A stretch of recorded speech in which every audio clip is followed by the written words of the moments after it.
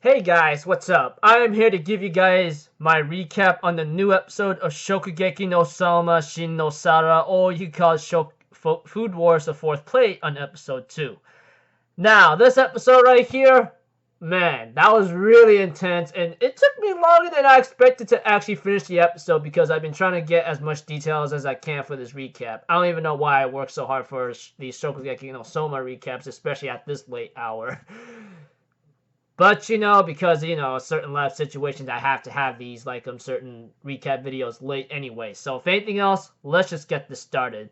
The battle continues off from last week's episode, with Kuga, Subaru, along with Mimasaka, the former third seat of the Elite Ten, faces off against Rindo Senpai, Tsukasa Senpai, and Saito Some Senpai. And these guys right here are not something to be trifling with, because when the battle started off this way, we see to it that Kuga himself is not really using his green tea at all. And you see here, Tsukasa Eishi ends up having 4 varieties of tea leaves in front of him. And the definition of green tea, from what we heard from Hanako-chan or Hinako-chan, is rather broad. I mean, there are various ways to actually use it. And we see to it that we get to know that green tea refers to unfermented tea leaves that are dried immediately after being picked, which prevents enzyme activity from oxidizing them. And that's even more intense. Along with that, we get to know that there are 4 different kinds of varieties like Sencha, Gyokuro, Hojicha, and Kabusecha, each with their own flavors and aromas. And we see to it that Tsukasa Eishi, or Tsukasa-san, ends up using sencha, boiling them for 30 seconds, and that deliberately brings out the catechin, the source of its bitter flavor. And Gemaicha is lacking both umami and bitterness, and you can steep that at 90 degrees Celsius for 30 seconds and bring out its aroma to the fullest.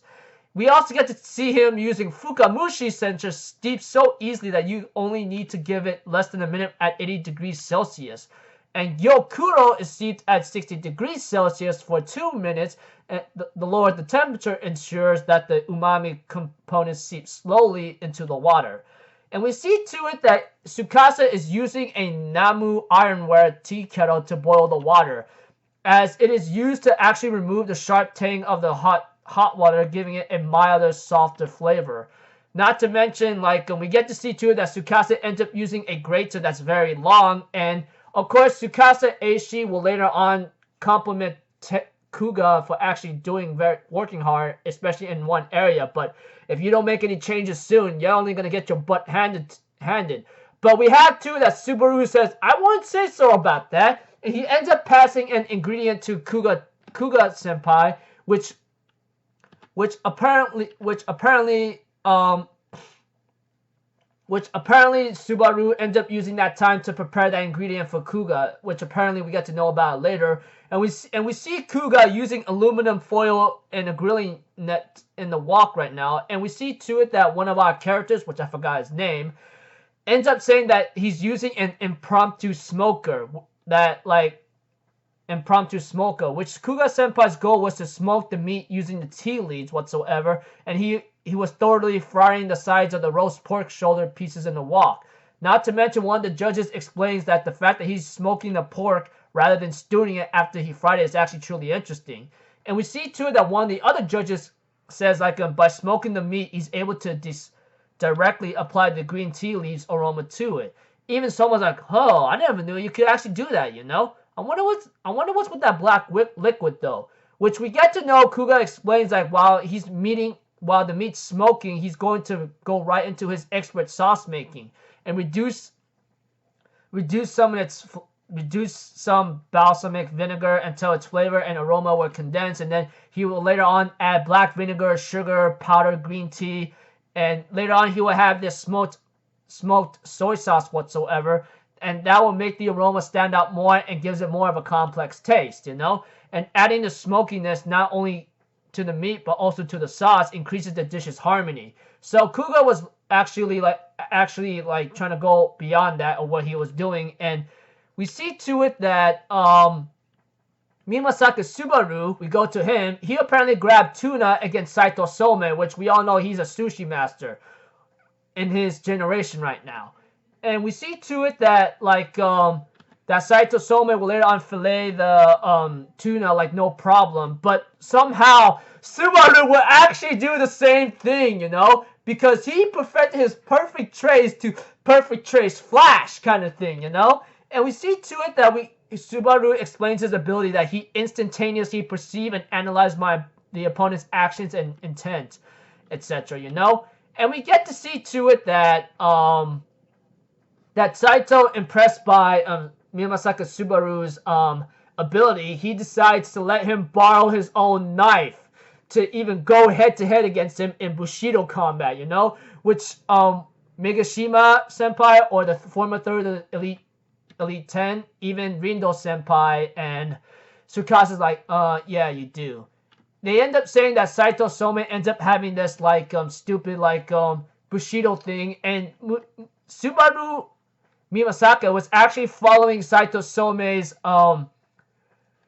movement every step of the way. Like, we also get to see to it how he's doing it. Like, he soaks the akami in a merende of mirin soy sauce and red wine, and then he will sear just one side of the tuna cheeks in butter to enhance the aroma flavor. And they will end up using straws, which apparently they will make shichirin, which they lit up and started grilling the meat on straws, And we see to it that we go to a flashback where Subaru was actually doing his perfect trace to its fullest, but apparently doing an exact trace and copying what the others are of the Elite 10 was actually putting a strain on him pretty badly.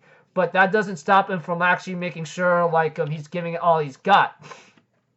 We get to see to it that there's a bunch of sushis right there, which is really tasty, really nice and awesome. Not to mention 10-bit size for Maguro Sushi Rubies, that is what it's called. Of course, when the corrupted MC says, "Oh, BS, it's not gonna be all that great," but Mimasaka's like, "Go ahead, give it a try right now, huh? Give it a try right now. See if you can say that right now."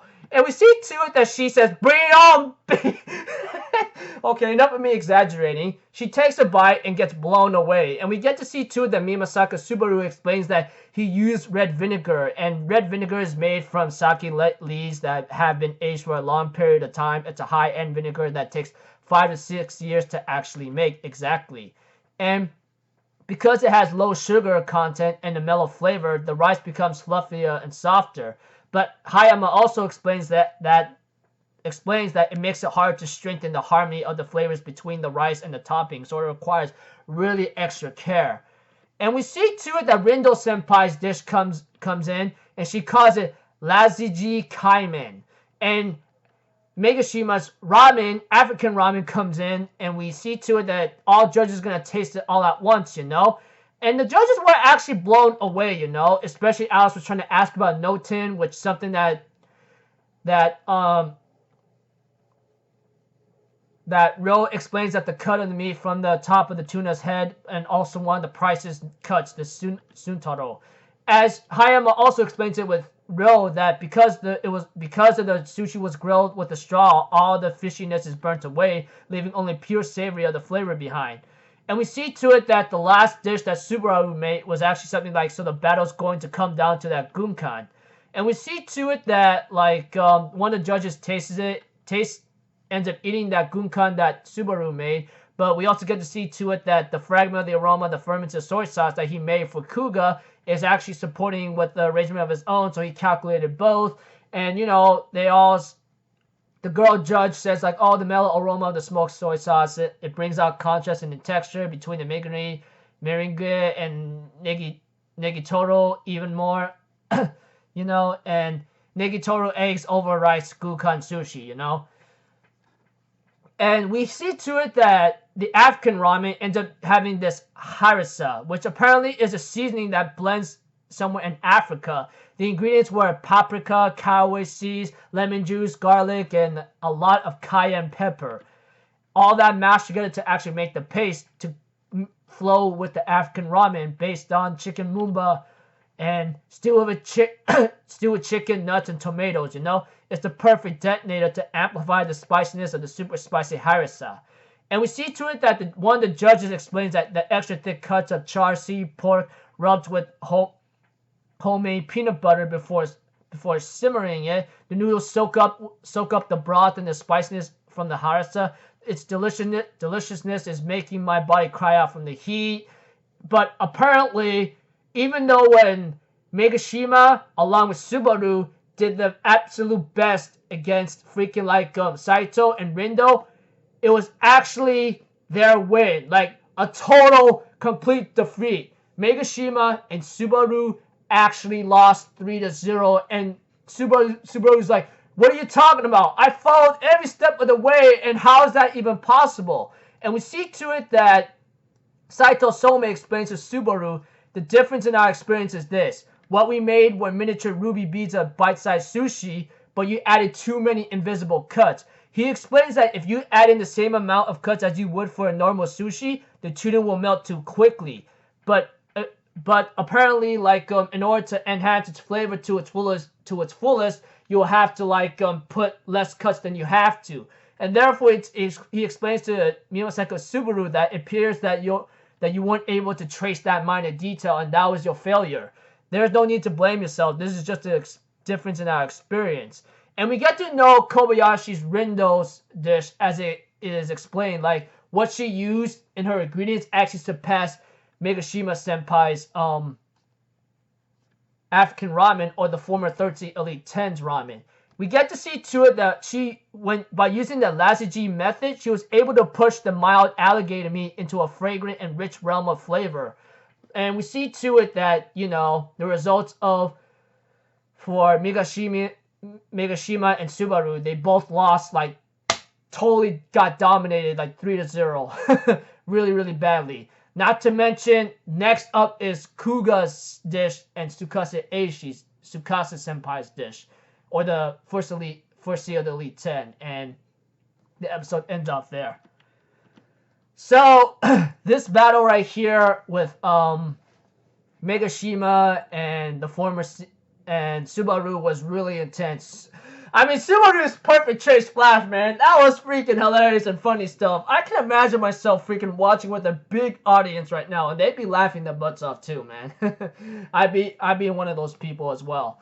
But at the same time, the details in there was actually pretty intense as well because of what the ingredients were actually told in the episode, and that's the reason why I've been trying to understand that, even with having to grab too many screenshots of that. Along with like Rindo Senpai's dish though, and Saito Souma though, they dominated because, like, you know, when it comes to Subaru's dish, even though he followed every step of the way, the one minor thing he missed was adding too many invisible cuts, and because of that just like did not bring things out to its correct level. As for Rindo Senpai, because she used the method with the alligator meat with her own Lazaji method whatsoever, she was able to bring out its spiciness to its fullest content, or to a point that surpassed Megashima's African ramen. But now is Kuga Senpai's dish coming up a lot, along with like going up against Tsukasa Eishi's dish, or the first seed of the Elite 10. So it looks like to me the Rebels are at a corner right now, since Megashima's out for the count, not to mention Subaru himself. Oh man, dude. So we'll see what happened to Kuga next episode. So until then, people, I'll see you guys in the next video. I'm Alpha Zero. Have a good day, and I'll see you guys next time, alright? Peace out. Bye-bye. Toot-toot-toot.